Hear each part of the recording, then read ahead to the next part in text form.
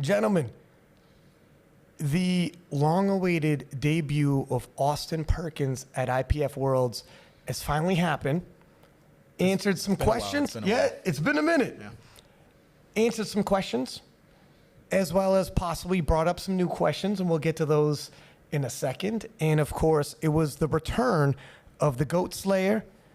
You were going to come, keep Austin honest, and stay tight enough to possibly spring an upset. Yeah. And you definitely played your role. And I want to get your guys' impression on the preparations, if the day unfolded the way you thought it would, and your feelings on it the next day, some of the questions that might be popping up now, as opposed to what the future lies for both of you gentlemen and the 74s as a whole. But first, let's take it back. Let's talk about the preparations coming into this World Championships and how you guys felt about it. I'll cue it up to the new champ. How did you feel in terms of prep? So I can say this is coming in, doing what we did in prep. I wouldn't say it was my best prep. I gave it my all. I saw what Kjell was doing when he was posting, the few times he did post, because he doesn't post a lot. So I took what I saw, and I honestly thought he was going to PR by a lot. That's what kept me honest in training and kept me it gave me anxiety, and it kept me motivated at the same time. I expected him to honestly, since he put so much on his PR total anyway from, before he was injured and then coming back, and then he put another 15 kilos on top of that. That's something that you have to absolutely pay attention to.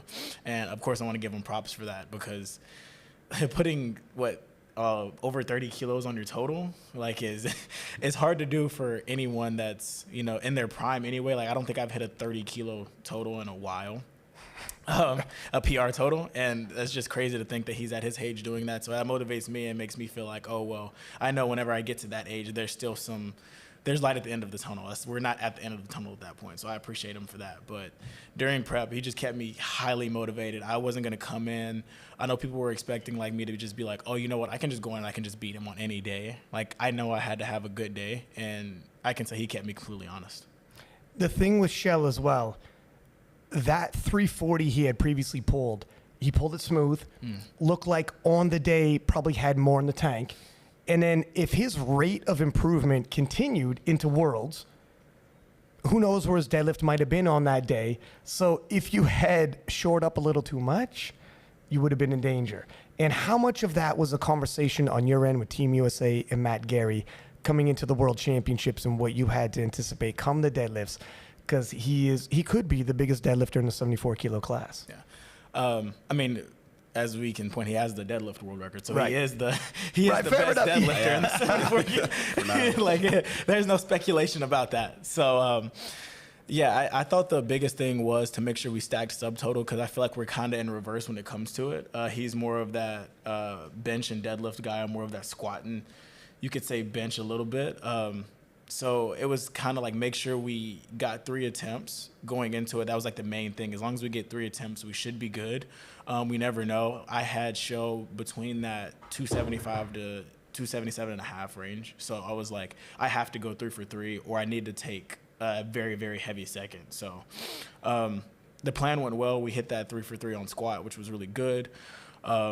And at that point, it was just making sure we hit lifts. That was the biggest goal, just making sure we went in and went at least 6 for 6. And then if we needed to go another 3, we just had to go that other 3, which of course we did. So it's just basically making sure we stack that subtotal and making sure that we don't fall behind, because like we said, he is the best deadlifter. So I don't want to leave it to chance. And then it comes down to that. And it's I wouldn't say I'm a veteran when it comes to battles, so I know he is. So that's something that I had to keep in mind as well. It's if this man has a chance to pull for the win, I don't put it past him to make that pull for the win. And Kjell, how was your preparations coming into Worlds, and how did you feel about it in terms of all of the hype around Austin Perkins? You were not unaccustomed to that kind of hype. You ended seemed like a streak that lasted forever with Oleg and the Equipped. You've obviously defeated Taylor Atwood at the World Championships. You know all about facing this kind of hype. So how did you feel coming into this physically and mentally? If we go back from Worlds last year, I did 760, right? That's the first PR in 6 years. So that was kind of crazy for me to even get on that level again. And after Europeans with the 800 and Arnold's 815, I really had big hopes for this meet. But of course, it has been 2 meets with 9 for 9. Everything went my way. Coming into this prep, it felt really good. Everything was on the plan to like 840 plus. And May was really a really hard month with everything in the family happening. Not bad things, but we had so many plans. And the only session I can do that I can like not run up, and if my baby is waking up, I have to run up to her or something, and I can have one session a week that I can do at the gym with people. So because we were doing so much thing, I needed to have my most important sessions back-to-back week. That was too much. So when I had the 272, 212.5, 325, after that my nerve system went to hell. I really had. After that, my plan was to have to go on 280, 215, 332 in training, that 2 weeks before the meet. But between the 4 weeks ago and 2 weeks ago, I couldn't really train because it feels like I'm just losing all my core muscles. So if I go out with 120 kilos, I feel like I'm just falling down. So, but I tried to do everything right on that session, to that session, and that it really didn't work right. So after that, I think the highest deadlift I've done since for like 2-3 weeks are 170 or something. Oh, wow. So when I came to the meet, I didn't even know how to lift anymore. I was hoping that all the rest would help me, but again, if I don't have any big weights on my shoulders, so it's hard, right? It's hard to get the right feeling of it. Mm. But at Arnold's, I did 815, was my best meet ever. 9 for 9. Now I did 6 out of 9 and got 812. And with everything happening in my life, it's okay. It's okay. If Austin wasn't around, it would be good, right? But because he is the biggest talent ever, it's kind of hard. Yeah. But of course, my plan was to beat him. Of course, I'm a world champion too. I want to win championships, and it was if he didn't have a good day and I had the best day, it maybe could have been great. Yeah, especially if you had hit that 840 you were anticipating. Yeah. And if Austin, the pressure, here's a bit of the conversation we're having today. The pressure on you, Austin, people expect you to win, but not win by too much, but beat a guy like Kjell, who has a reputation for upsets, a reputation for beating all-time greats. So they're expecting you to load up to win, but not load up too much. And he's possibly 840 on his top end on a good day. And you have to kind of estimate on the fly. And oh, by the way, by the time the day is over, that's when his biggest weapon comes out, which is his deadlift. So coming into this, some of the question marks that people had, what were some of the question marks that you heard coming into the IPF World Championships that you thought you had to answer? I know the biggest thing that people usually talk about is the travel. I will say when it comes down to, I think there's different aspects when they bring up travel. I think it's definitely the time change, going overseas and it being like a, let's say 7-hour plus time change, which it was an 8-hour for me. The flight, making sure you have food, all of that stuff. I think that was probably the biggest part. And the standards, of course, as well, because I know a lot of people think that American standards aren't the same as the international standard. I can answer all of those. I think that the standard that they have at Powerlifting America was good. I think that got me prepared. I'm glad that I did bench worlds before I did this so I can see how exactly judges were. I did end up going, I think, 1 for 3 at bench worlds, so it made me like change everything. And I think if I wouldn't have had that meeting, I would have stuck with the sync that I had in training. I probably wouldn't have done what I did yesterday. I think that was a big help. especially with powerlifting American Nationals as well. I think that helped because it got me, okay, I know what depth is. I know what the standard is for making sure deadlifts are locked out and everything like that. But then when it comes to the food wise, I will say that I think this meet, I want to say it was probably my lightest I've ever weighed in. I think I was like 72 something, which is crazy because I had the lightest weight of everyone else. Mm-hmm. And I mean, you want to weigh in as close to 74 as you are. It's basically what you train at. And I came in and I honestly had been eating the entire time I was here. I ate on the flight over. And I just couldn't gain the weight back. It was crazy. So if it comes down to that point, I will give those people that talk about travel and saying that's something you have to worry about, I will give you that and say that that was a big contribution. I don't think my legs were under me enough whenever I started squatting. After squat and I got the bench and deadlift, then I actually felt solid. I felt like myself again, but it definitely affected me on my squat. Like, I think 311 moved terribly. That's the slowest I've ever moved probably any squat. So I just think next time going overseas, whether it be Sheffield or even the World Games, I just need to know I need to make sure I manage food better.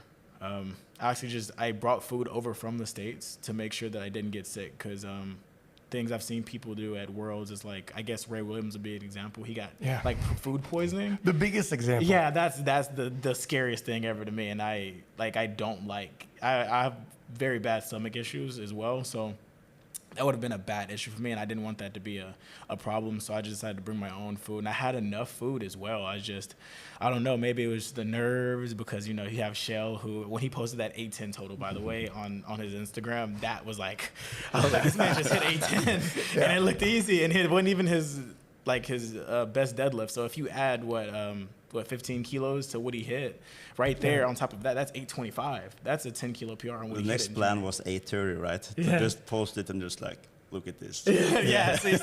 So that was the one other thing that I was just worried about. And of course he is, like everyone called him, he is the GOAT killer. So I didn't want to be that next in line. He was going down the list of people. Yeah. He was like, yep, you're next. So, I mean, I think that was just me being able to lift the standards. I think the standards were great. I think that I prepared well. Shout out to Joe, my fiance, and Matt Gary for always paying attention to me and training, making sure my fiance was there every day in person. You can see her in the back of my videos looking at my depth to make sure. And then she doesn't hold anything back either, man. She's going to tell you, oh, that was high. So, I think that just having that team around me and making sure I was prepared for the standards got me ready for meet day because I thought it was honestly one of the easiest meets I had. I didn't think I was forced to change anything meet day to make sure I was prepared. So I think that was a good thing. Yeah, it's funny because I've done every world championship since 2016, and time zones are real, travel is real. We're about 7 hours off for me back home, depending on where you're at in America. It could be 8 hours or more. And when I landed, and it was supposed to be midnight, it's like midday. And it's you either go to sleep right now, or you go to sleep when your body thinks where it's midday, and you're going to end up, it's the morning, and you have to start your day. So it's difficult to turn it over, and then how that affects your body and trying to lose weight, or if your body's just losing weight. There was questions around that, but you answered those questions, and you took it seriously. And in terms of taking it seriously, I could tell you right now, gentlemen, when I walked into that warm-up room, if anybody had, the inclination that this was going to be you winning easy, I could tell by the way you were carrying yourself in the warm-up room, you were ready for battle. You were keyed up, and Kjell, I'm going to get your impression about the warm-up room as well, but what did it feel like being at the IPF World Championships, all the expectations, and knowing the battle was about to commence? I was nervous coming in already, just not even getting to the venue. I got to the venue, I saw everyone there. I tried to keep my head down just so I wouldn't pay attention to too much, because if I hyperfixate on something, I'll start overthinking other things and stuff like that. I actually warmed up next to Tim Monagatti, and I was looking at his squats, and I was like, he's squatting deep right now. I was like, in my head, I'm thinking, I don't know if I'm squatting that deep. So I'm like, oh my gosh. And That was really cool seeing him in person and see how he moved the weight and stuff like that. During bench, I definitely had my eye on Kjell. I was just like, he hits around the same jumps I was taking, and then he just keeps going. That's very intimidating when you see that happen. It's just like, oof. And then same thing for deadlift, because we hadn't made the subtotal that we needed, so we weren't gonna like pull anything crazy. So I see everyone else. Kjell, I think it was like what, 300 on the last yeah, one. 300 on that was my opener. So he's pulled my opener in the warm-up room, and I'm like, all right, I guess. I'm thinking, all right, well, it's gonna be a battle today. So I just try to make sure I'm in that zone, in that flow state. And I will say, I don't think I was fully in that flow state when I was there yesterday, but I got what I needed out of it. And I just had to catch that wave and just keep riding it. But it was definitely, I would say, it was definitely intimidating. I'm glad that I showed up 2 days before I watched Waskar. I also say shout out Waskar. He got me motivated. I talked to him a lot before, and I was like, hey, man, like, you showed out and you did what needed to be done. I see now it's my turn. I need to go out there. And this is before Jonathan competed as well. But and then I saw the 6'6s compete, and I was like, oh, this is the standard we're held to. And it's like, there's nothing given. Because I don't know about anybody else, but I don't think anyone really expected the guy who won 66s to win 66s.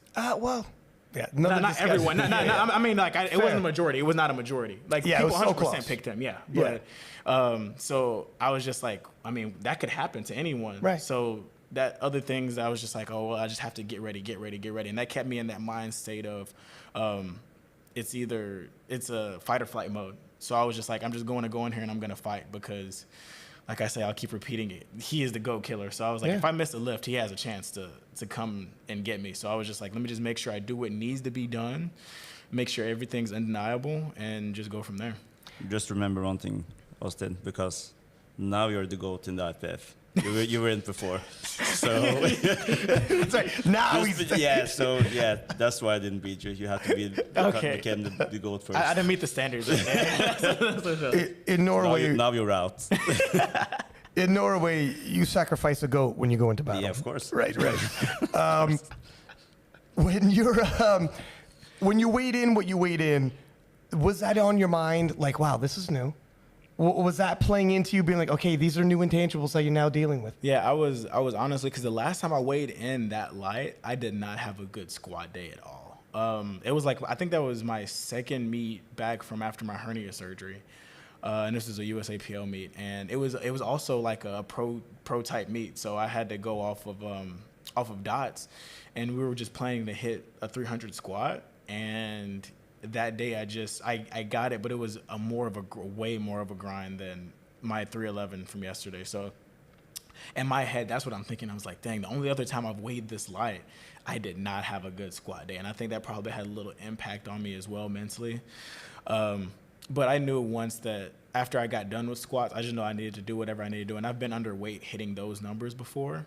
So I think that was fine. But just getting past the squat was like, I'm going to actually have to try. Like, this isn't going to be like oh, well, you know what? I can hit 311. I've hit 318 before. Like, 311 is going to be easy. I was like, no, this is going to be a challenge. So let me actually make sure I'm focused, locked in on everything. And yeah, I can say that it was not a good feeling when I saw that on the scale. I was like, I wish it would have been heavier. But I mean, I tried everything I could do before. I ate the morning of, I ate the day before. So Yeah, I mean, the body does funny things when you travel to the other side of the world, 30,000 feet in the air for the flight. You know, it's there's things outside of your control. Kjell, when you were in the warm-up room, you seen the body weight on Austin. What were you guys thinking? How confident were you? What was the vibe like for you in that warm-up room? When I saw his weight, I was thinking he was so light, really. I really didn't try to be lighter than him. Like, the day before, I ate 3 dinners. So yeah, I was kind of underweight too. So I could just eat. But the thing about lifting against someone like Austin, who has the biggest squat, it's like a 100-meter dash, right? Against Usain Bolt.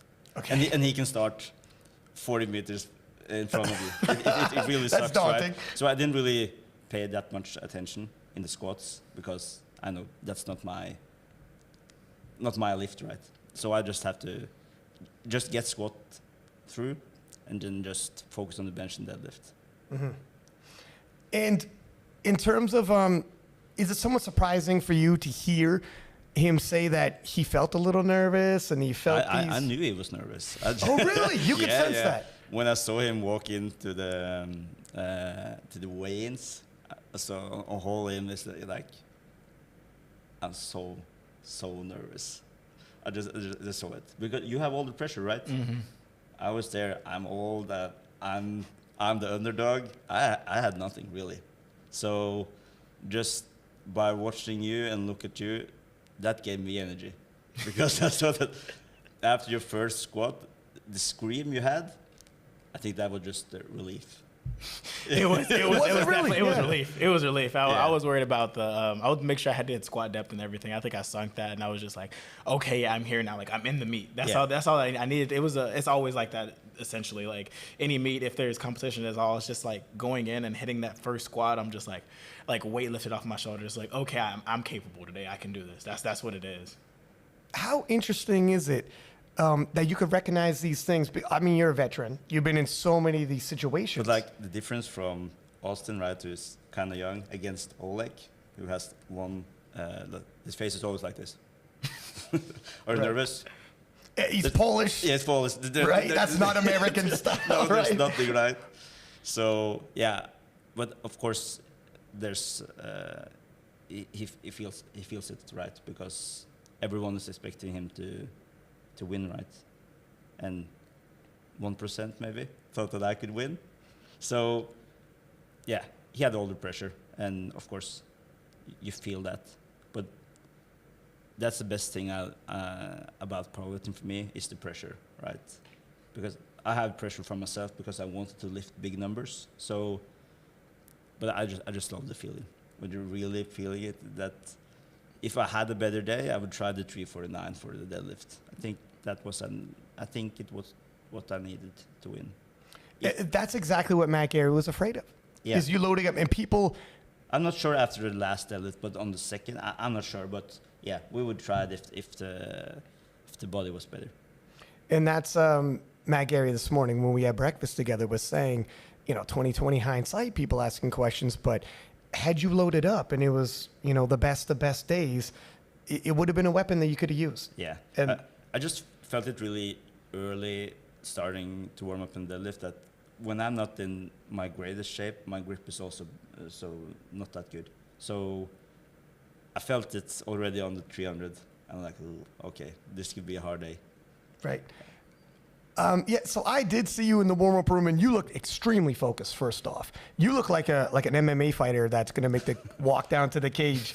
I saw usually, it's all joking around, smiles and whatnot, and you were zoned in. And I noticed you are always moving, jumping around, whatnot. And is this like just, what is it for you? Is it a little bit of nerves? Even after your lift, when he said, look, he let out a yell. And to me, I saw that as it's a release of energy, a little bit of anxiety as well. And for some people, they see it and they're like, he's so cocky.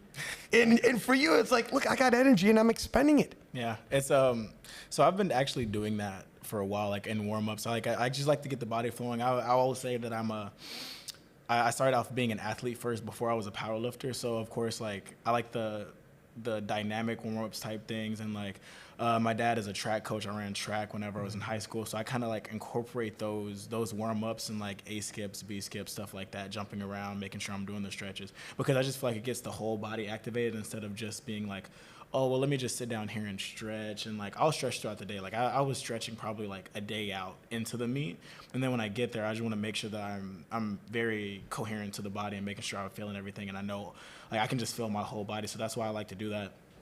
My dad even told me when I was in high school, he was like, you got to stop doing that because people are going to think you're cocky.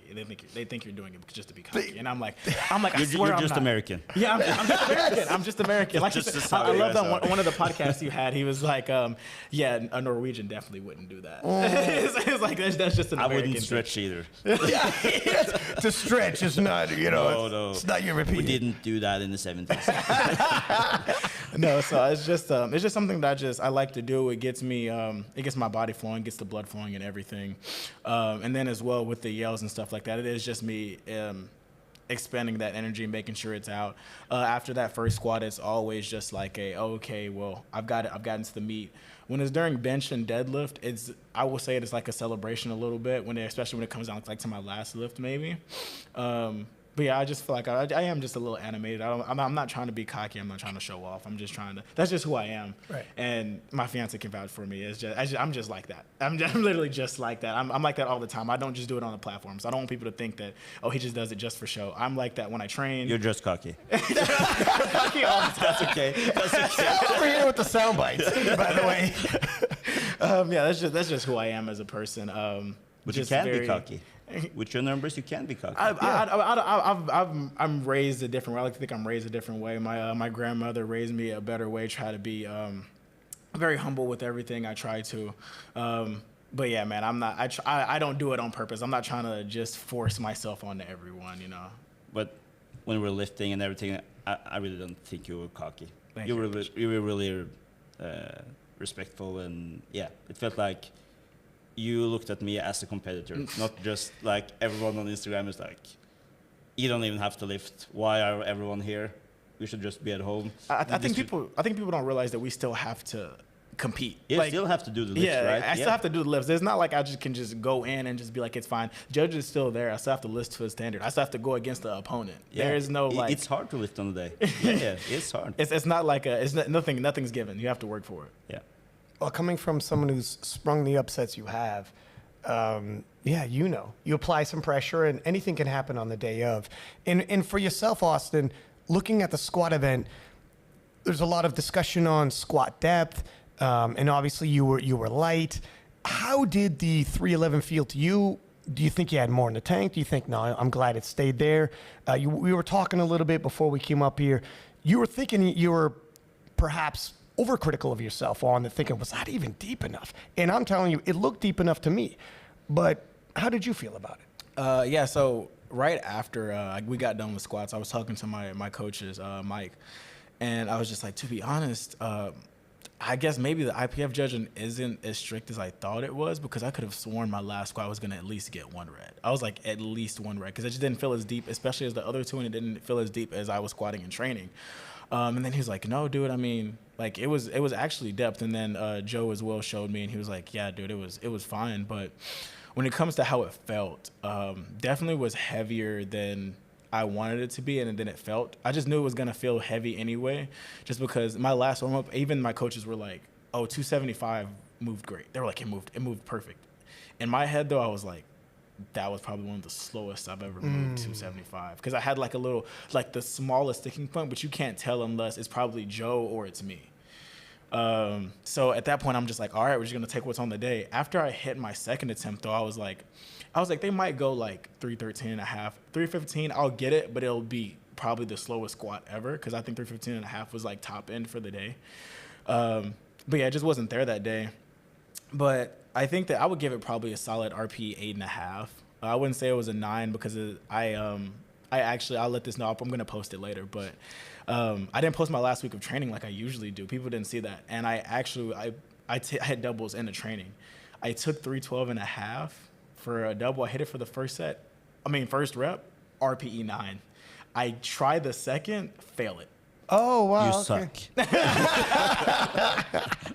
No, yeah, I was just like, oh my God. I was like, and then That's a huge double that you were attempting. Though. Yeah, it was. I will be honest though. I've been training at Alico in Austin for majority of my prep, and then after Bench Worlds, everyone bought all the racks out of it because they sell the racks after the competition. And they were like, hey, we don't have any racks in here for you right now, so you got to go to another gym. All the other gyms in Texas that have Alico racks, warehouses, no AC. It's I don't know what it is in Celsius, but it was over 100 degrees Fahrenheit. Okay. in the warehouse with the doors closed. I hadn't trained with no AC for the past month or 2 months. So I went in there, and then that was like my first squat day, was that trying to squat that 312 for a double. And I hit, I think 302 and a half was my last warm up. And it was like, I got it. It's probably like the same way the 311 moved, but it was slipping off of my back. And I was just like, I'm gassed. I'm gassed. And I looked at my fiance because she was there, and she's the only person that spotted me on that one.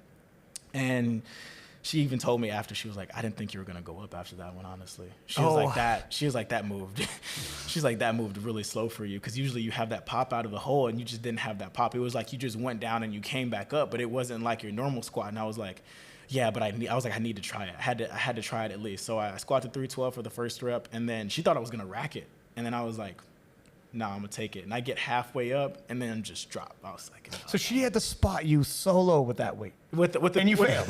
No, I had spotters on the 312 and a half. Okay, I was going to say, my God, man. That is trust. No, but on the 302, though, she did spot me by herself, and she was like, she's telling the fellas, all right, come on in. yeah. She's like, let's get the spot. And then as well, I'll be honest, too, as well, I did try 350, the blockable 4 on deadlift, and that was whenever I hit, I think it was like 310 for a triple. I hit 310 and triple the day before, and then I come in after, and I hit my bench and deadlift, and I hit the 210 on bench, moved really well, and then I tried to pull the 350. I got it up above my knees, and my back was just like, nope. It was one of those days where it's like, you've trained so much. The day after, triple on 310? Yeah, okay. The day after, yeah. Okay. Young guys, eh? To be young again. Yeah. It feels good again after one day. Okay. No, that's the thing. I was gassed after that, because that 310 for the triple was like, that was like pushing it. And then I came in and I hit the 210 and on bench, and I was just like, at that point I'm arching so much, my erectors are fried. And then I'm like, all right, I'm going in, I'm pulling, and I'm like, all right, we're good. I took a jump from, which is crazy. I took the jump from 270 to 320. Wow, 50 kilos. Yeah, I took that jump, and then I was like, all right, let's get it. Let's jump to it. And then it's just, I got to it, and my back was just like, my body was just so fatigued at that point. But I'm glad that I tried it. I'm glad I got it past my knees. But I will say, when I came to competition day and I pulled my first warm-up, I was like, I could pull 345 plus today if I needed to. I was ready for it. I was like, he's gonna pull for the win. In my mind, I knew he was gonna try to pull the 350. That was my top end for him. I'd been saying it for the longest to my coaches, to my fiance. I was like, he has 350. I know I'm gonna have to pull at least 345. I'm gonna have to. That's just how it's gonna be. And yesterday I was like, I'm ready for it. It's good seeing a peek around the curtain or behind the curtain with your prep, because a lot of people, you see the highlights, but you don't see some of the adversity both of you guys felt coming into the World Championships.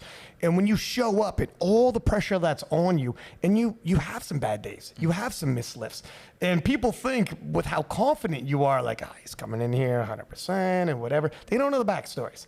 And then you throw that on, by the way, all the hype and the expectations. Oh, and by the way, you're over a kilo underweight and time zone change and everything on top of when everything was normal time zone, normal body weight, and you had some difficulties. So it's difficult. Yeah. And then you got to realize too, he's coming in off of 2 PRs.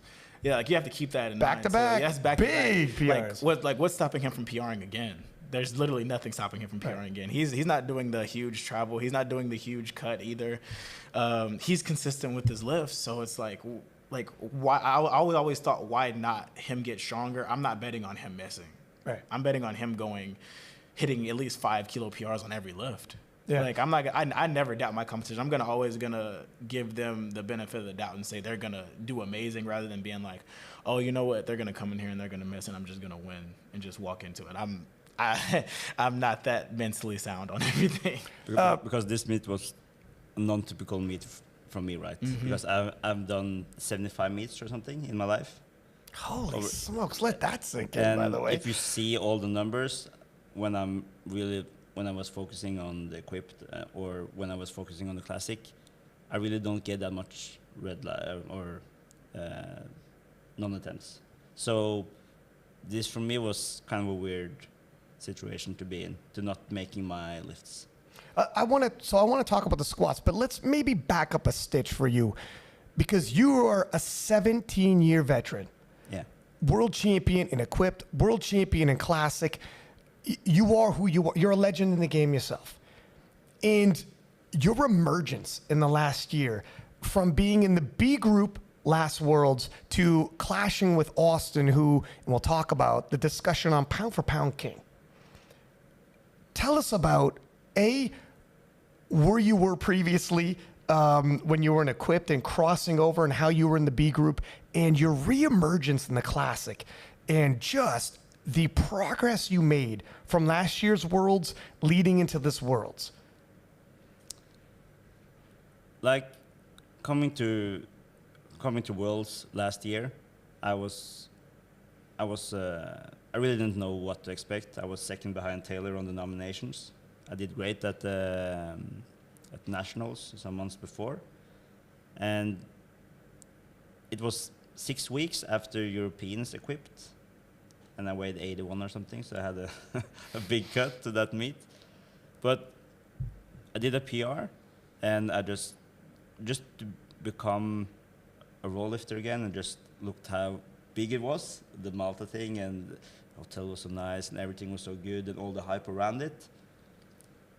After that meet, 760 was okay, but I was really hoping for more. But after that, I started training so much better. The focus was to just quit the equipped lifting, just focus 100% on the Classic. And I think that's most of my progress, is just focusing, because I was strong before. When I was lifting in 2014, I was strong, but I didn't focus on the row lifting. And now that I had 3, maybe 4 sessions, some weeks, that was just focusing on just pushing, because after 2017, when I beat Taylor, I didn't really train that good, because okay, I lifted equipped, I won everything there, went to Classic, oh, beat Taylor, one of the best ever. Okay, is this it? Is this Classic? It's right. Easy. and I didn't train good. Then I started dating my wife and started to think on other things in life. And I just lost really, I think I just lost myself in like the powerlifting. I really didn't like the sport. I didn't really like doing it. So I had maybe 1 session 1 week, and then I didn't train for 2 weeks and had 1 session again. And I didn't come to Worlds 18.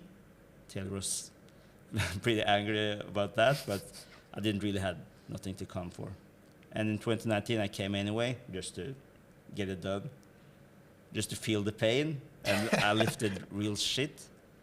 And He won a silver medal, by the way, but yeah, for but, you, but like 2017, I did 757, and I think this meet I did 732.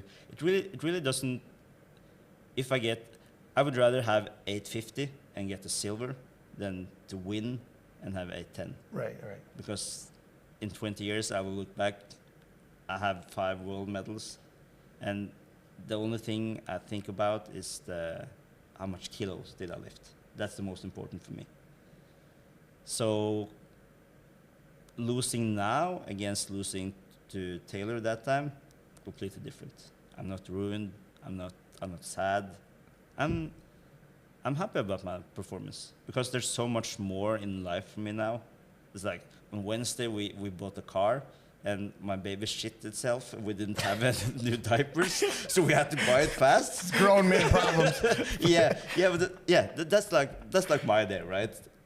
So there's so much other priorities, and when I was in Austin's age, I also only could focus on the powerlifting. I also could pull the day after I won the Worlds in 2013. I pulled 5 on 300 the day after. I could do that in 2013. Now I need 5 weeks in the hospital to just survive, right? Austin, how old were you in 2013? I was 14. Well, there you go. Yeah. So, yeah. I'm a little split also about yesterday, because one side of me, I'm happy about what I did. There's so much thing around. We have some trouble now with our kid who is going through some things that makes it hard. Like when you're going to sleep and you think that your baby hates you. She doesn't, but you feel like it. It's kind of hard, right? And like 2 jobs and I have everything else in life, right? So on that side, I should be just to be on that level, just to be on that Austin is actually afraid that I can beat him. Yeah. I'm happy with that. I just want to point out that he's saying like he did bad when he only hit 2.5 kilos less than his total at 6 for 9. Yeah. But you know, like I feel like that just shows how high of a standard we hold ourselves. Yeah, to. I'm, of course, I wanted to do the 840 plus. We talked about it. I talked about 847 because in my mind, I knew if everything was on my side and I felt the greatest I ever done, I would have done those numbers. But it didn't happen. It's okay. 812, it's okay. But the other side of me just wanted to win, just to beat him. Not because I have nothing against you, but of course. I hope you don't go into the competition wanting to lose. So, I mean, I watch every video on YouTube. When I watch the squat, I'm just like, it hurts to look at it. Only every time I watch it, I'm just okay. If he squats 310, I have to bench 215 to 20, so I can take some kilos back, and then we can make it up in the deadlift. Yeah, that's crazy because I was doing literally the reverse. I was like, I have to squat 310 because he's going to bench. Yeah, and I was hoping. Yeah. Not hoping, but if you had your third, if you were too hyped on your last squat and didn't get it, that could maybe be an opener. But yesterday there wasn't really, any place to. He played a good tight game. With Matt Gary at the helm. But he should have because his total is 40 kilo over mine. So right. Don't take unreasonable risks. Yeah. You did the right thing. Yeah. I do want to point out too that but when I first got into like IPF powerlifting, whenever the USAPL was still with him, I knew about Kjell before I knew about Taylor because I started off equipped, and so I would see him go against Oleg, and then he beat Oleg, and I was just like, oh, this man's amazing. So he was my like first go because I was in the raw lift. I didn't start at raw. Whenever I got recruited to Midland University for powerlifting, I was equipped. They recruited me for equipped, so everything was just equipped for me. And then they make you do a raw meet the first year, and then I got into raw after that. But no, I've been watching Kjell for the longest, so it was a good thing being able to compete with him. I think we talked about that a little bit in the DMs. I was just like I'm excited because this is a person that I wanted to go to equipped open worlds and compete then, but then I slipped away from that. I'm glad it didn't come. One more medal for me. No, I mean you guys scared me, so I was like, there's no point in trying when they're totaling like 900 at that point. So like what I hadn't even hit 800. You know you can do it raw, right? Well, that's true. I was just like, then this is crazy. Just it's come back around full circle to just see like from where I started from and seeing what he's done. And I think that's why it means so much and it pushed me so much because I've seen how he's progressed from equipped and then raw and then doing all these other things. And it's amazing. It's like, I hope that I'm like that whenever I'm that age. And also I want to say, if it wasn't for you and Taylor, I wouldn't do like the 815 or 800 because you guys show that it's possible. So when you're doing the 851, I'm thinking the same. Why not me? Why not? And I know I will do it one day. Just need some more time. You haven't had that showdown with Taylor that you wanted, but how much does it mean to you to have a legend like Kjell there? And at the very least, you're not getting everything you want, but you got a future Hall of Famer, Kjell, multiple-time world champion like Kjell there, to be here at these World Championships, knowing coming in. How much was that a motivation? No, that's I will say a few nights it definitely kept me up thinking about it. I was probably something that I talked about the most during this prep. I can say that even when we made it back to the room last time, my fiance was like, "I'm so glad that's over, so you can stop talking about this. You talk about it every day." I'm like, "Yeah, man. It's just like it's just something that it just keeps me motivated." I'm like, "This guy is getting stronger, so I have to get stronger too." And it's like I always say, you can't take anyone for granted. You especially can't take someone for granted that's still progressing at the rate that he is, at the age that he is. Because I always say if you're an elite lifter anyway, you're not going to stack your PR, your total like that. That's just not realistic. Like you'll hit like a 2.5 or 5 kilo here, maybe a 10 every once in a while. But then like you have someone that's putting 20 kilos and 15 kilos on within a year. And it's like, you have nothing but to respect that and be afraid. Like, that's something that I don't use my fear as like I'm going to go in here and just be afraid and let it take a hold of me. I like what he said earlier about using that. Like, I love that pressure because it's like that's what gets that adrenaline flowing. That's what makes me feel like, oh, I need to kick it to the next gear. I need to push a little bit harder.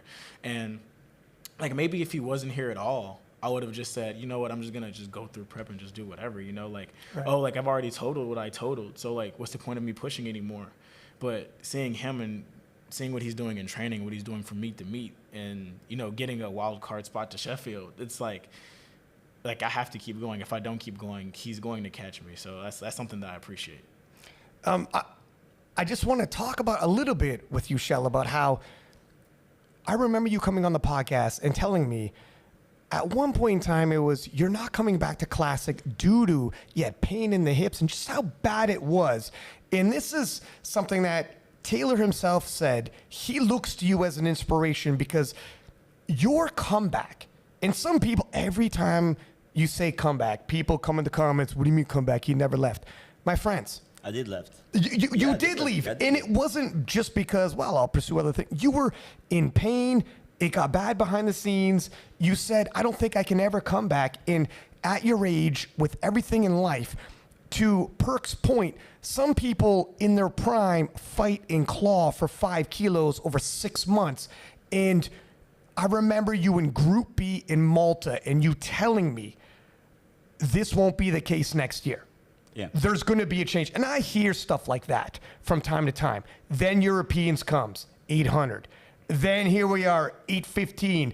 And the amount of kilos you added onto your total at your age, kids, 2 jobs, coming back from serious injury. We're a point where you thought, like, I'm never going to make it back to the Classic. It is remarkable. And you saw Taylor at Sheffield, and let me tell you something, it was almost surreal to see you guys at one point arch rivals and now taking pictures together talking, and Taylor saying openly now from rivals to you're an inspiration for him to come back as well. Yeah, really appreciate that. It's, Yeah. yeah. So tell us a little bit, because some people don't realize how remarkable this comeback is. Yeah, because for the last 10 years, I had a really much pain all over my body. I don't know the English word for it in my hips. Hip flexor? No, but it's Arthritis? yeah, or- arthritis. Okay. Yeah, I get them in my hip, in my shoulder, my knees, everywhere. Right. So there was a time in 2019. This was 2 weeks before Worlds. Went to one of the best surgeons in Norway, and they were like, "Quit powerlifting. You can't lift anymore. Your hips are so bad. In 5 years, maybe we'll be in a wheelchair." Holy smokes, see? So that really made a stuck in me, right? Because one of the best surgeons is saying that. And then I went to a friend of mine who was helping me with all the pains. And he was like, they give you 5 years. Okay, then you have 5 years. Just go for it. You're destroyed anyway. Just go for it. And I had, maybe the year after, I had 1 month, I just needed to just lay in bed. I couldn't stand up because my hip was so destroyed. So at that time, I thought I would never come back. And after the 19 Worlds, I did that bad for the lifting, not the placing. I didn't have any plan to coming back because I took the equipped route because it was an easier way. But me and my wife was talking about it.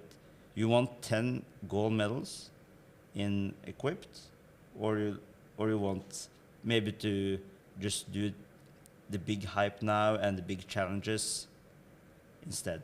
And I wanted the big challenges. I love the challenges. I love that, Austin, I take a lift against you.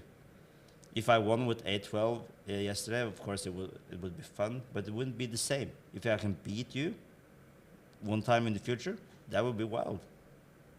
That's what I'm going for. So I will do everything I can to try to train good. Next year in August, I'm getting a new baby. So from March next year, I'm on, what is it? Maternity leave? Yeah. So then I can train good. Then I can almost have the life as Austin. So then I can, yeah. Right. Well, I mean, okay, so I don't want to jump ahead too much, but we'll talk about, World Games and what the future might look like for both you individuals. But we'll jump back for a second here. So I'm going to ask you, Kjell, about the squat event and the bench press event, because the bench press was a little bit of confusion at one point. But let's talk about the squats. Obviously, not exactly as you went, but far from out of the hunt. Yeah, the squat was good. I started the heaviest I've ever done. I think it was on Arnold's. We started at 252, so it was a heavy opener. I was really afraid going out. I'm like, I'm gonna go bombing out. I thought that on every lift, so every first lift. But 260 was good, but I haven't had some kilos on my back for so long, so it really felt so off to have that much weight. And I really was feeling, if I could feel any pain, I was thinking too much on that. 260 was good. The plan was to go 75 and then 82. But it didn't feel that great, so we went to 72. When I hit the bottom on 72, I got all the the weight was shifted to my heels, so I almost missed it. So I don't know what's happening now with my squats, but it feels like the bar is going over my shoulder blade when I'm in the bottom of the lift.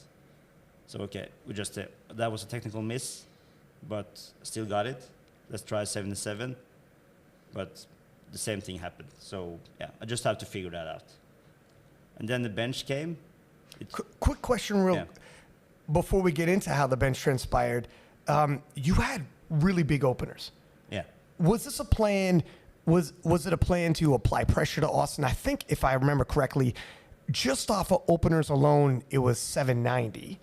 And I remember Team USA, I think maybe it was Joe actually, coming up to me being like, "Oh my gosh, these are big openers." They weren't entirely sure where you might end up. I'm sure you probably seen it as well. Was this part of the strategy? Were you going to have big openers and then move it, or was it you moved it because of how squats went? What was the strategy in terms of all this? The plan was to have those attempts because I knew that if I was going to hit 840, 847, I needed to start on that. Okay. So I needed 260 to go to 275 to 82, the bench width. I needed to start on 202, so the jump to 210 wouldn't be that big, and then what's needed for the world record. And for the deadlift, if I was ending on 350, I can't start on 300. So that, so there was a plan behind it. Okay, fair enough. Yeah, but we were talking about,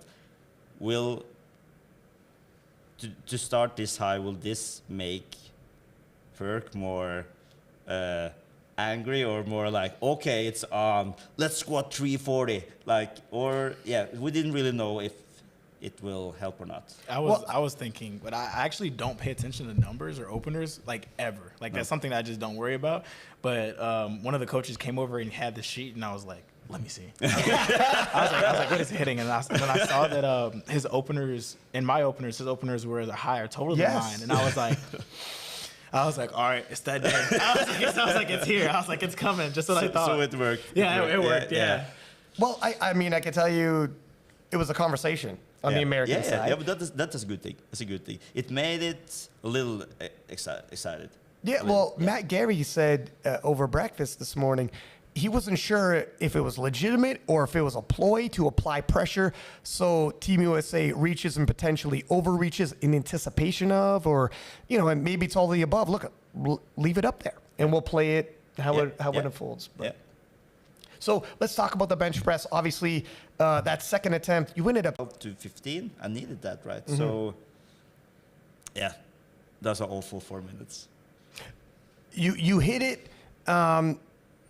Go out for the third. Like after bench press, how did you feel in terms of placement? Were you still thinking, okay, I could load up deads if he starts missing, or? After the squat and bench, I really felt that maybe the day was good, and it was good, but not that good, because we were talking so much before this, before this meet, that my body is really not there.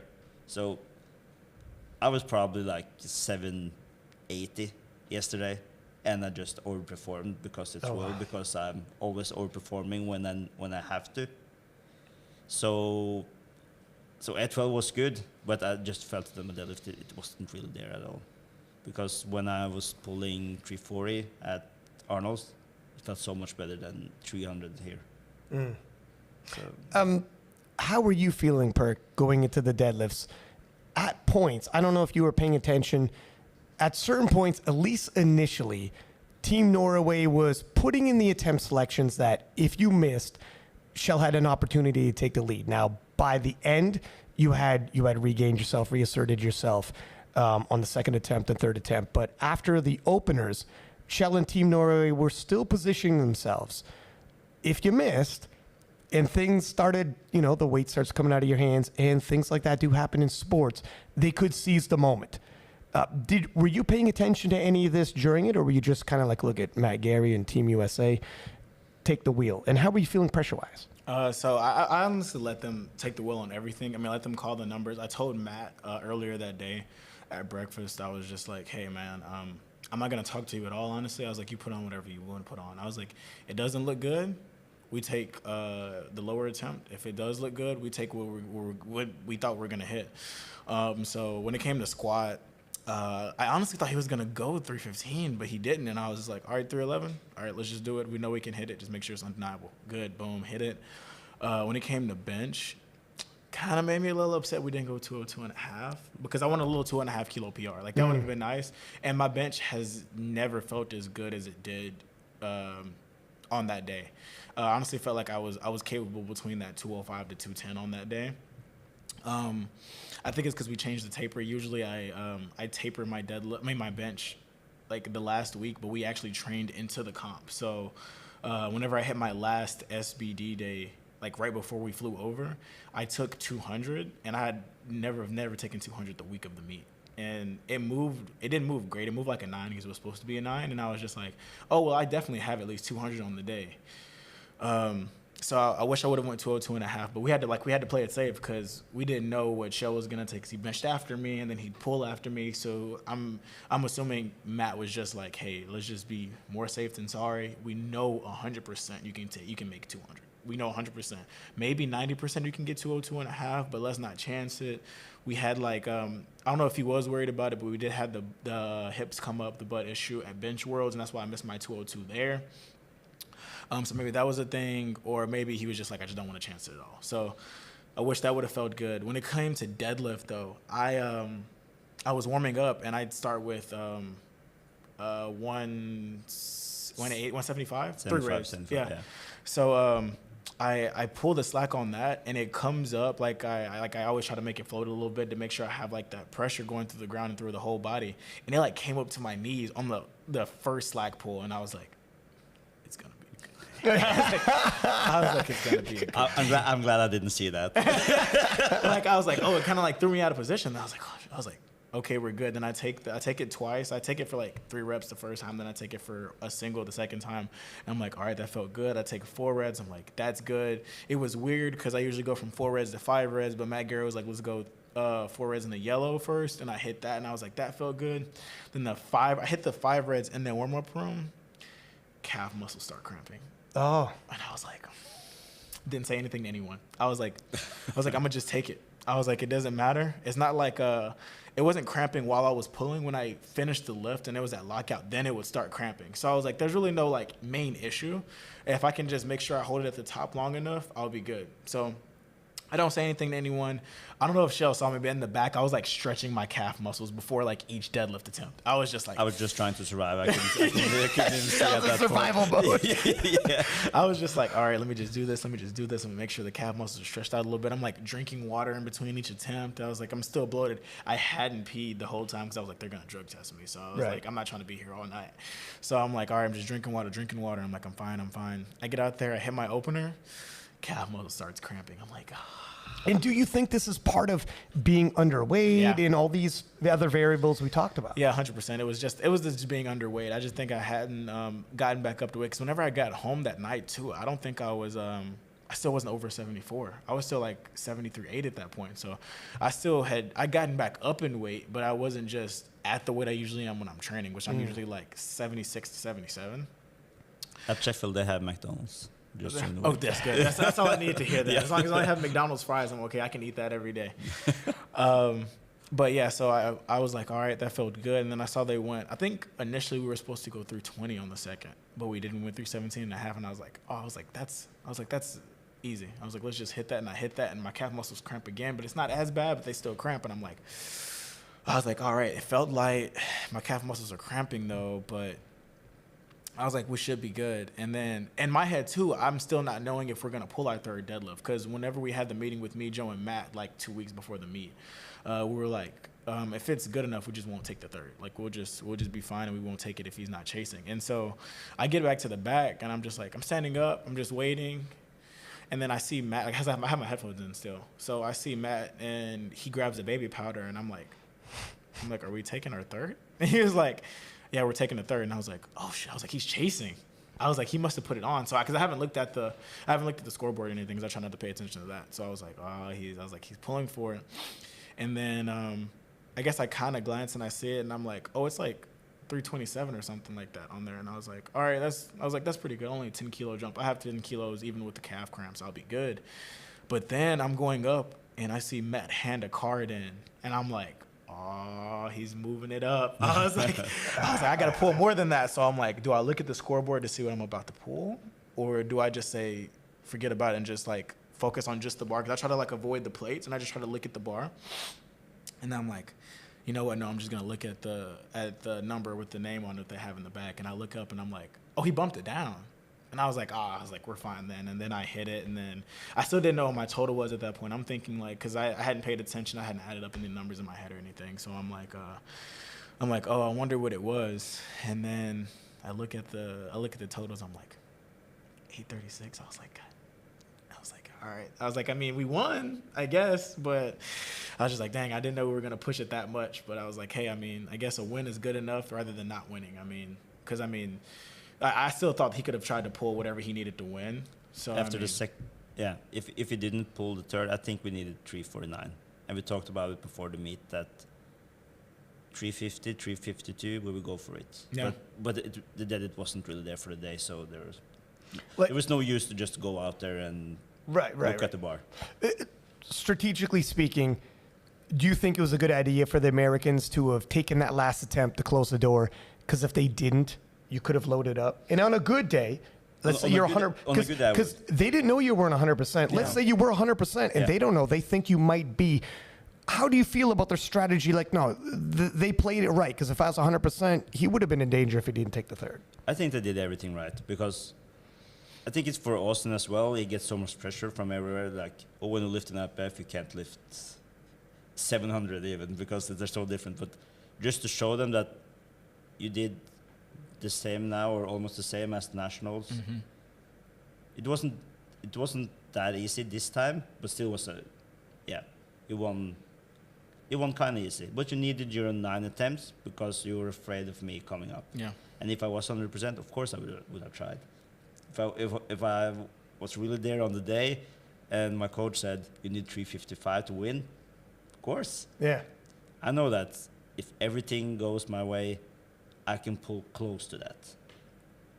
But okay, I've been to enough world championships. I was there when Inahoro loaded up. Yeah. And Delaney Wallace is in the back. Literally, when Inahoro got that deadlift, this is 2022, up to his knees, it was 385. And Delaney Wallace said, like, I was on my knees praying. I was like, oh my gosh, I'm about to lose the world title. Those moments happen. Yeah, it does. And you are the version of Inahoro for the 74s, and everything you've done, and yes, on a good day, if you're 100% healthy, could have loaded up. It's very difficult for everybody looking on the outside, Matt Gary, Team USA, yourself. It's kind of like, we have to win, and some people are like, well, think about Sheffield, don't win by too much. But you'd rather have that conversation today than the opposite, and a potential Inahoro moment where you load up and take it from them. Yeah, because our plan was to do after the second deadlift to have around 832, because then we were 2% over the world record for the Sheffield. Mm-hmm. Didn't happen, but that was our plan. So there you go, 832, and you ended up into the 830s. Yeah. So you're looking at how did you feel when it's all said and done? How do you feel now about it? And we'll talk about the future Sheffield World Games in a second, but you're a world champion now. You've answered a lot of questions. what are some of the things that you've learned about in terms of the travel, the weight cut, how travel, time zone change affects you in terms of body weight, cramping, recomp, how it feels to get that check mark, taking an IPF Open World Championship added to your name.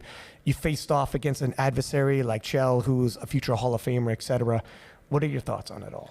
So I'm glad that I had that push, because, like I said, if you wouldn't have been there, like, maybe I wouldn't have pushed that hard, and I wouldn't have tried to at least extend on the international platform. Because let's say I just didn't have to take 311, let's say I would have had to only take 300 or something like that, and I'm like, oh well, I sank it and it was easy and it was just good. I would have went into Sheffield and probably would have thought the same thing, trying to take a 30 to 25 kilos more, and then I would have missed it or something like that. So I'm glad that it was a battle, so I can see the experience. I'm glad I got to experience the judges and the jury. One thing that did shock me and stand out to me was I looked over at the jury and I saw Gaston there, and I was like, oh wow! I was like, because I'd been there 2 days before and I'd watched the primetime sessions, and I was like, oh, it's just like judges that I don't know all the IPF judges yet. So I mean, I'm like, okay, these are people, and I see Gaston, and I'm like, he's not gonna let anything. Imagine looking over there, he gives you a wink, like, yeah, I'm sitting in on this one, kid. But yeah, I'm glad I got that experience and was able to lift to the standards. I will say I'm super surprised that I got all white lights on all of my lifts. Yeah. I was thinking that I might have gotten a red on one of my squats at least, like just coming in before I had even squatted anything. I was like, I'll probably get at least one squat, and I'll just have to hope, because we were talking about how the camera was on the left side, but the left side is always my side that I'm going to get undeniable depth either way. Sometimes you might have a hip shift, but I always shift that way. So that's fine. Your squats always looks good. I think you're just thinking too much about it. Yeah, I think it is. Everyone is trying to take you on everything, right? Mm-hmm. Because you're so good. So people are like, That's what it is. yeah, that wasn't that great. And like, it's always great. Well, take it from Kjell, because that's all the Instagram and whatever social media naysayers. But it's coming from Kjell that you always look good. But it's true. Yeah, it's true. People, I think no matter what, whenever it's a blessing and a curse. When you're an American coming over, it's like America versus the world, and people are going to nitpick and come at you. Plus, you came with a lot of hype, period, as a potential pound for pound king. We'll talk about that in a second as well. But so people are going to go at you. A little extra scrutiny. Yeah, it was good though. I'm glad I got that experience. I will say that I appreciate Joe too for getting me. I got accustomed to the time change right away, because we stayed up and then slept on the plane the time that people would be sleeping here. And then when I got here, it was just like, all right, we'll just stay awake till it's nighttime, and then we'll just go to sleep. So at that point, the day after I flew in, I was already like basically accustomed. Then the last 2 days were just literally just staying up from when I woke up in the morning till nighttime. And then like by the time meet day had came, I felt normal. I did the same things I always do. I take a nap, I think like 3-4 hours out from when we start lifting. So yeah. So it would be an hour before I leave for weigh-ins. I take a nap always, just to make sure I feel fresh. And I kind of do that with training sometimes too. So that was good, and I felt good after I woke up. I slept a little bit longer, and I was like, all right, I feel like we're at home, honestly. So that was good. Like I said, I just have to get that, making sure I'm eating dialed in. But like, Kjell, I'm glad that you told me that at least they have McDonald's. So at least I know I'll have something that I trust. I know that you like the nuggets. So You look like a nugget man to me. yeah. But yeah, I mean, I think that I will say I think the naysayers and the social media part got in my head, because everyone tells you like, oh, it's different. Right. Oh, it's different. You have to be ready. It's going to be different. But I think I prepared myself well, and I just think as long as I continue on that path of just not taking everything for chance and actually going into each session, making sure I lift to every standard, I think I should be good. Yeah. And like I said, I'm glad that I had that battle, so I feel like I'm a little battle ready for Sheffield whenever it gets to that point.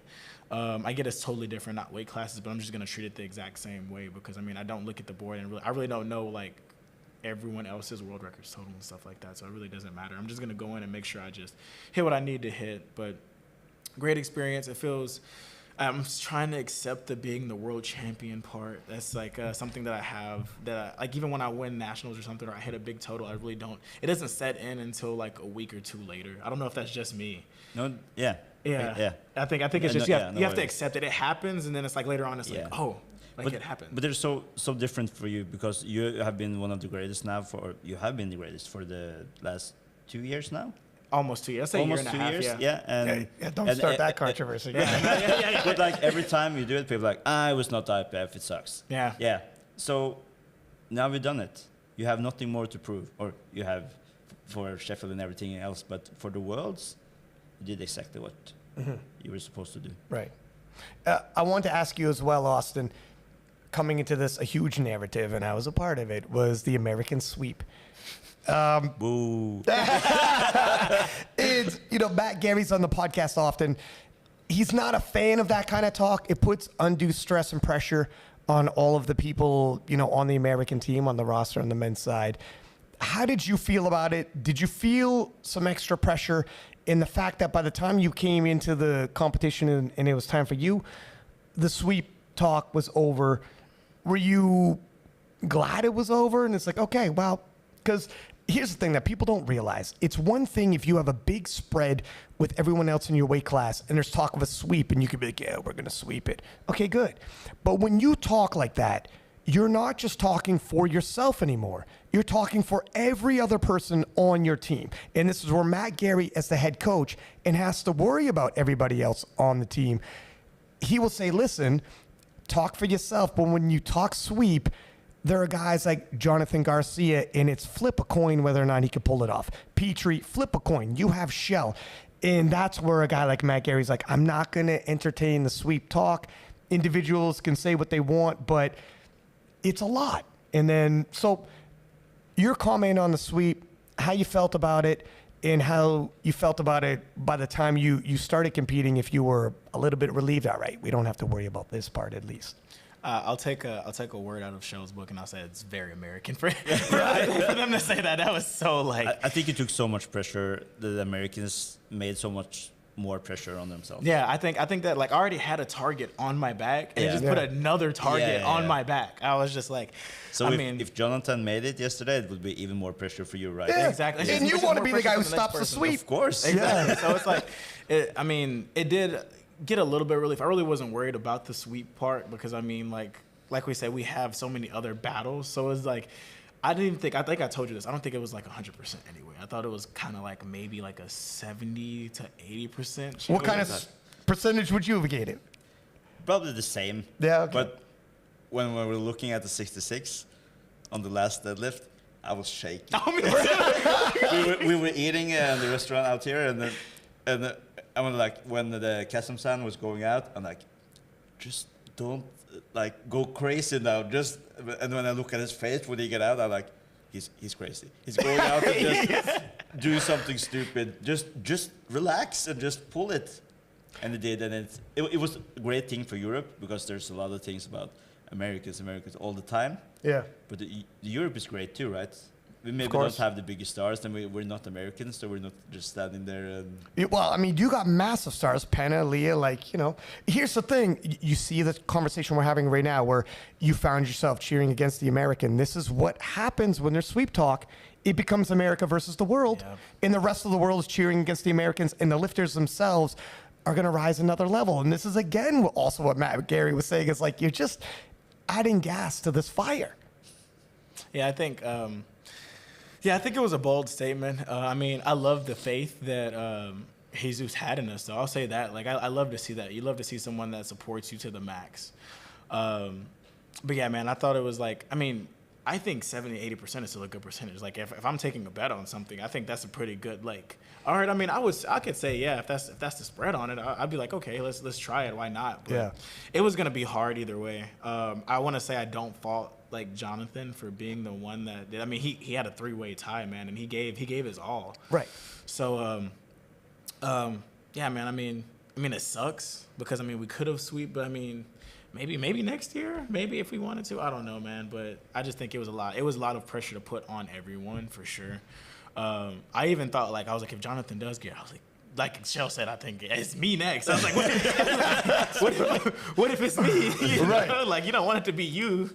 I So, wish that I loaded the last deadlift. But like, Yeah, then he's like, we're loading up the last deadlift. I think Okay. it would be like 357 or something, but still, for 1 second, your heart would stop for 1 second.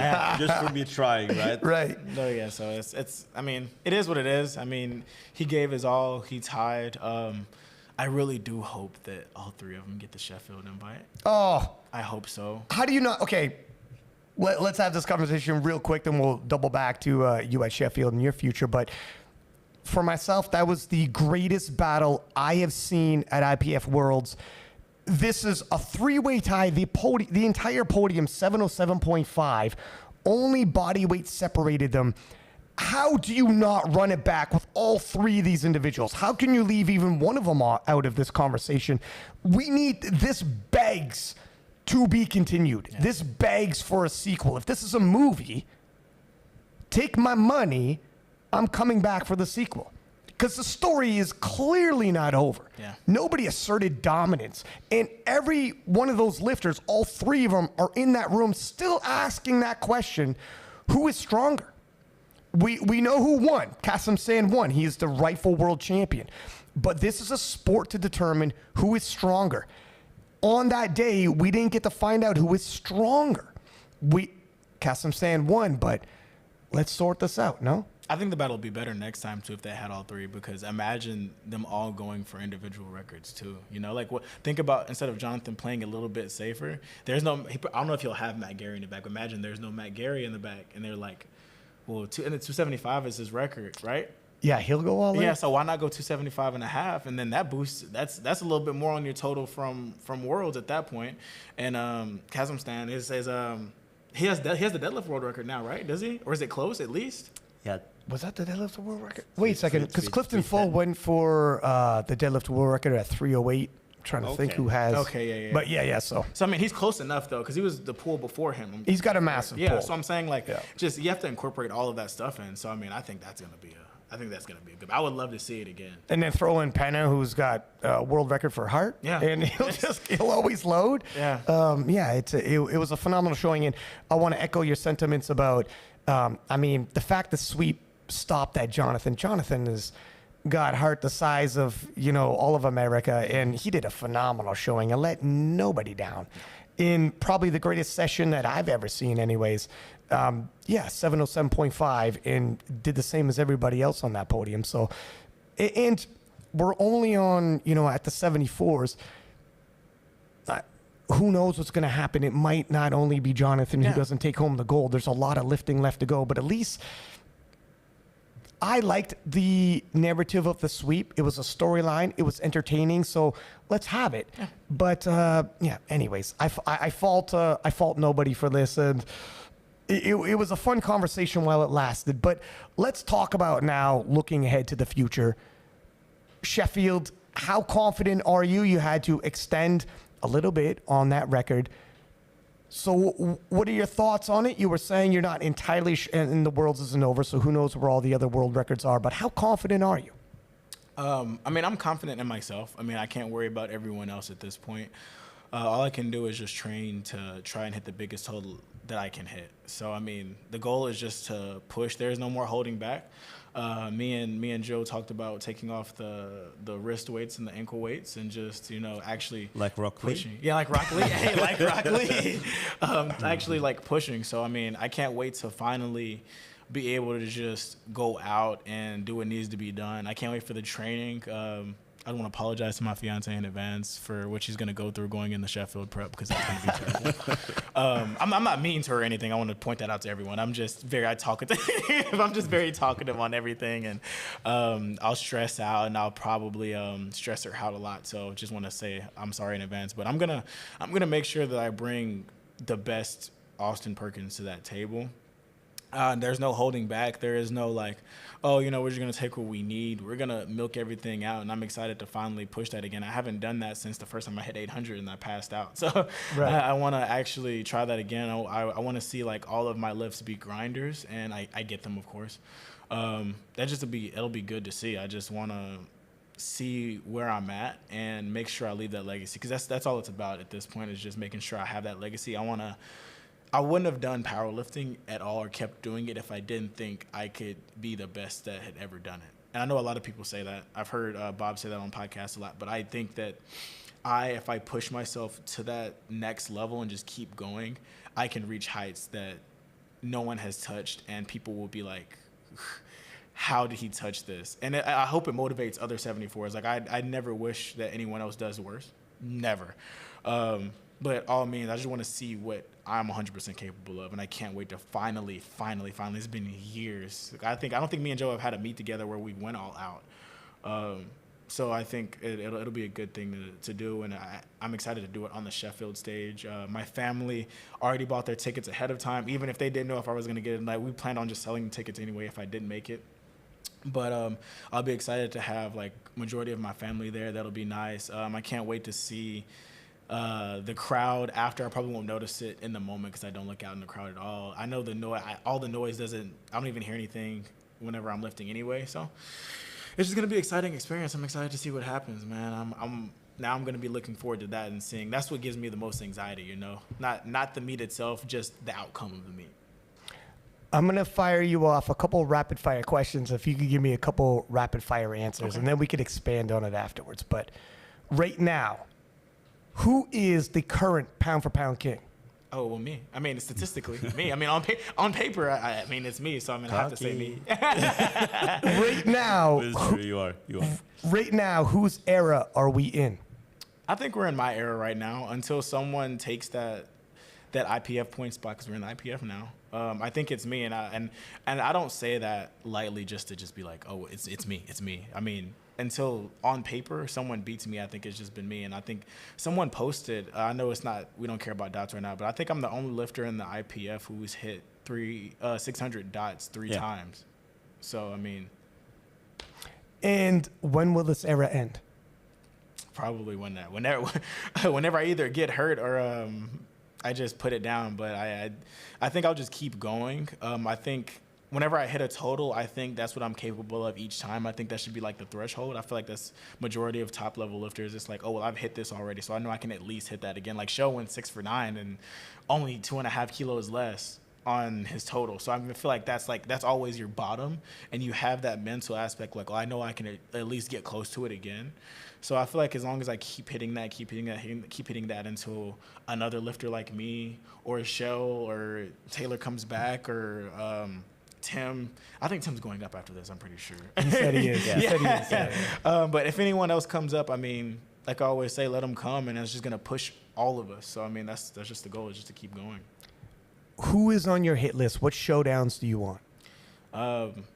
I want the showdown with Russ, man. That's the biggest one. I mean, I know you've built the hype on it. A lot of other people have built the hype on it, but I mean, I feel like it's just too close for me not to chase that. You know, like if it was like the gap between me and the 66s, or like the 93s and 105s, I think. If there was that huge gap, there's a big gap. Then I would be like, you know, like, let me just stick to the weight class and just stay in my lane. But I feel like it's within that 10 kilo. I mean, why not? And then the only time that it would happen if me being at 74 would be at World Games. So, I mean, I have time that I can just bulk up, because we're in the same weight class as him when it comes to World Games. It's all combined. Yeah, so it's combined. That'll be the time to just try. And yeah, man, it'll be a good battle. And do you still want that? First off, yeah, I'm going to hype that, because I think that'd be a phenomenal showdown, you versus Russ. I already know what you're going to ask. Yeah, I want the battle. Go ahead and ask it, but I'm just saying, yeah, I want the battle. Go You ahead. still want Taylor? Yeah, I want that. I need that back. He has me 2-0 right now, man, and I can't go out just like that. I just need at least one win. Like, he can not come back, or I can lose again, but I at least need one win, man. I can't leave this earth without one win. So Fair enough. Let me ask you, Kjell, because Taylor right now, you know, older athlete dealing with some injuries, but that's a storyline you had. Yeah. And what is your opinion on Taylor's ability? I'm going to ask you, obviously, your future as well, but what is your thoughts on Taylor's ability to come back at close to 100% or possibly more, and this showdown actually transpires? I hope that they will come back, but for the last year, we really haven't seen anything that it's close to his best. So I really hope he will be back. But of of course, he has a lot of work, a lot of family life, other things to think about too. So he probably wants to be back, but I'm not sure if he will. On that level, on the 838 level. And what about when you hear the possibility of Austin Perkins versus Russell Orhe? What are your thoughts on that showdown? I will stay on the side and look. But I will also try to beat Russ on points on World Games. Like, Okay. why not? Yeah. I'm 4 points over him or something now. So, yeah, it will be a battle for me as well. Not on kilos, but yeah. Like I said before, I think it's just hard for him for to be close to us because he's so close to us, but he has to cut weight to do it. Yeah, he's probably 95. Yeah, right. Right. So it's just like I feel like it's just an easier chance for us to just be able to just get it on the points. That just sucks for him. It sucks for him on that point. Yeah. Do you think you could take him straight kilo for kilo at World Games? Yeah, I think so. It just sucks that he has to cut. Like I always will say that if Russ goes up, he'll be probably super dominant at 90. He might be that person that pushes that plus 900 kilo total in the if he weighed not even weighed full 90. Just I think 87. Yeah, literally just a little exactly. bit more. But yeah, I mean, I don't see why. I mean, his 860 and my 850, I feel like we're around like the same thing. So I feel like if I can just add a little bit more, because I have room to grow, he just doesn't have that room to grow. That's just the only thing that just sucks for him. So yeah, pound for pound or kilo for kilo, I think it just sucks for him, man. It just sucks. I hate that he has to be the one for me to go against, because I mean, I wouldn't want a 66 coming up talking, just being like, I think I could tell the same thing as him. But all props to him. I think he's super strong, but I'm just gonna chase it. I mean, I'm chasing. Like, I have nothing to lose. Like, Shells, I have nothing to lose. I'm just going to keep trying. I still don't have nothing to lose, so I will just keep going. Right. Yeah. I'm dangerous. Just, I'm coming. Okay, so I'm going to ask you about Sheffield again. And, well, okay, let's just do this right now. Let's square this away. If you could bring one person with you to Sheffield to push you, who is it going to be? And, yeah, it's a bit of a loaded question, I know, but well, let me rephrase it then, because it's a bit of a loaded question that way. But if Kjell isn't there, what will it feel like? And if Kjell is there, will that change some things up? Because you talked about today how it did matter that Kjell was there at the World Championships and how it would have been different if he wasn't. So would you prefer that Kjell was there for Sheffield? Do you think it'll push you more, or is it just more to think about? All right, so I think Kjell should be there first off, just because. Like Thank you.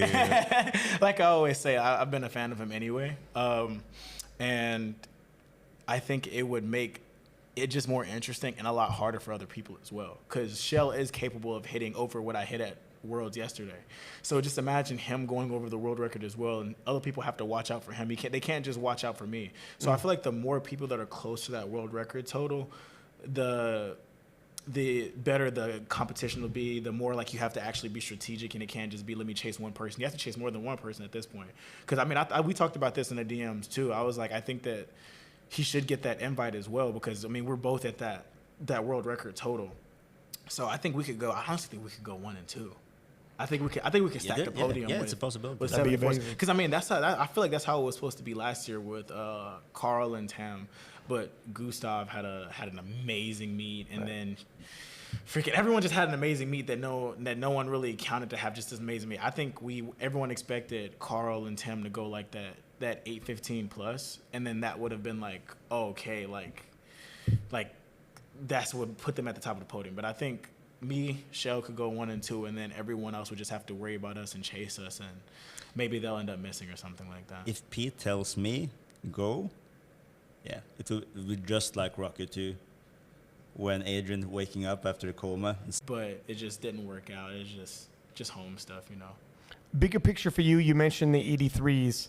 And if we move even outside, because obviously Sheffield, World Games, but even beyond that, what does the future look like for Austin Perkins? Is this a reign of dominance where it's going to be a dynasty as a 74? Or do you see yourself not fully bulking up and filling out the 83s? Possibly. But is the 83s a true campaign into the 83s in your future? Yeah, I'll say later than sooner. I definitely will move up one day. Next year, maybe? Probably after, I have that family and stuff like that. Cause like I've heard Kjell say it on podcasts. I love to eat too, man. Like I love to eat, and I would love just not have to do a gut cut or a water cut. And I feel like being a light 83 would just be nice, just cause I'd be able to eat and not have to worry about anything. I'd have to train for a little while and just see how leverages change and stuff like that. But for right now, I think for the next at least, I say 3 to 5 years. I'm pretty sure I'll stay at 74. There's no point in, I have to fill it out first, apparently, since I'm weighing in at 72, but Yeah, fair enough, right? It'll happen one day, just in the back half. I'm just gonna keep pressing as much as I can until I hit that mark where it's like I either can't get stronger anymore, or like I said, I just want to eat more. So we'll see. And I'm going to throw it to Kjell in a second here, but you mentioned one thing that caught my attention. So somewhat broke kayfabe here. You guys talking DMs? Who? Me and You too? Yeah, okay. Okay. Cool. I like that. Yeah. Yeah, it's There's never been a bad blood between us. No. Yeah, I think they just Full respect. Maybe people portray it like that, but no, it's full respect. I respect Kjell. When we saw each other in the behind the banner and stuff like that, we spoke to each other each time. Yeah, it's just, there's no reason. He's never said anything to disrespect me in that way. I give him his props. He gives me my props. We give each other flowers. I think it's, as long as he shows me the respect, and I show him the respect, I think we'll still always be good. Like, it's always a good time. I'm just happy I got to meet him finally in person. That was amazing. Do you talk in the DMs with Taylor or Russ? No. That was a loaded question, to be honest. Actually, Russ did tell me congratulations yesterday, which was crazy. So I think that was really good. But no, yeah, me and Taylor don't talk in the DMs. He talked to me before I broke his record. Yeah, before I broke his record, he talked to me a little bit, but since then, it hasn't really been a lot of talking at all. Except for where it's been like we clear up some things. Maybe every once in a while, if someone said something that's really like pushing that boundary of disrespect, then it's like, hey, did you mean this? And it's like, no, I didn't mean that, or I wasn't talking about you, or like something like that. But no, other than that though, it's never like a me and show. Like I'll see him post something and I'll be like, hey, that was really nice. That was really nice. Every time after 5 minutes after I posted something like from Perkins, Well, you were calling out Bob Matthews and like of course. I'm trying to make a show here. Right, and I appreciate that. Even way back in the day, when it was you and Taylor, you and Taylor would both come on the podcast and take competitive jabs. But there's so many people that if I, for some months ago, just was saying I'm going for second, I'm not trying to win. Right. It wouldn't be a hype. This thing is about hype. So, of course, I will always say that I'm trying to win, and I also thought that I could have won. Mm-hmm. So I will keep doing it, of course. What does the future look like for you, Kjell? Obviously, it's been a remarkable comeback already, taking the world record and everything you've achieved. But what are your immediate future as well as, the bigger picture? Winning Sheffield, winning World Games, that's the two, and win Worlds again. Joe, that's big. That's my goals, right? Of course, and from the first meet I had back in 2007, my first meet I was like, I need to get on the national team. I didn't do it on the first meet, and I'm like, I'm not good enough yet. Mm-hmm. So I'm always been the dreaming guy, always thinking big. So to have someone as Austin that I can just look up to and just keep on pushing. If he do 880, I can do 850. He do 950, I can do 900. So I will just keep. I really want that Sheffield spot. That would be really amazing. You heard it, Pete. Give him the spot. give him the spot. Yeah, that would be really amazing because I know this wasn't the greatest meet for me, but still 2.5 under the world record with 6 attempts. Right. I know at Sheffield that I can do even better. And so hopefully Worlds. I know. Hopefully Sheffield. Maybe bench Worlds because it's in Norway. And Worlds, and then World Games, and yeah. And look at you. You've proven time and time again. If you come in as an underdog, nobody can count you out. So 100% these goals. Like, look at your resume. When people hear now that I was talking to you about 847, and people like, it's just talking shit. But when I was telling people that I wanted to do 800 that time as well, and before Europeans, people were like, nah. But I did, Well, right? when you were in the B group. Yeah. And you were telling me in the warm-up room, next year's going to be different. Everybody like, says you're next just year's full of going to be shit. different. Well, look at your Yeah. from that B group to 815 coming into Worlds, the amount of momentum you had and everything. Why you achieved. shouldn't I get better? I'm training so much better. I don't have. Okay, I have pain, but I don't have. I don't have that much pain now. Right. My hips are fine. Yeah, things are good. So. And for you, bigger picture-wise, are you looking to, this is your last dance, so to speak? You can feel content to wrap it up after you achieve? No. 15 more years. Yeah, I'm here. That means I got at least 25 more years. Yeah. Whoa. Yeah, because powerlifting for me is the one thing that it's powerlifting. It's the one thing that is so what's it called? It's so different from all the other parts in my life. It's like everything. Here I can feel like I'm not like everyone else, right? So powerlifting is, I need that in my life. It's not the big part of my life, but it's big enough to make it good for me. Yeah, well said. All right, gentlemen, I want to give you both an opportunity to give one last thoughts on everything. If you want to either address your supporters, address the other 74s and your competitors, it's kind of up to you, but I'll hand it off to you first, Perk, new reigning world champion. First off, I want to thank my fiance for keeping me in check with everything, as always. Joe even says, like, without her, I probably wouldn't be the person I am right now. If you saw how I was in college, you would be like, yeah, 100%, she changed you for the better. And that's why she has a ring. Shout out Joe, who's always pushing me. He gives me the numbers. He's the man with the plan.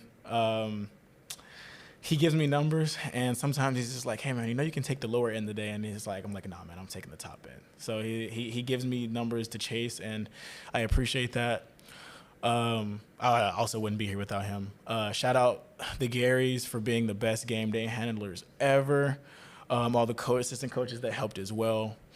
Shout out Kjell for pushing me, because if I didn't see him here, like right there, I wouldn't be pushing. I wouldn't be taking this as seriously as I should. But now I'm taking it 100% seriously now. I had that point in my life where I hit the 800 at first, and then I was like, oh, like, you know what, I'm good.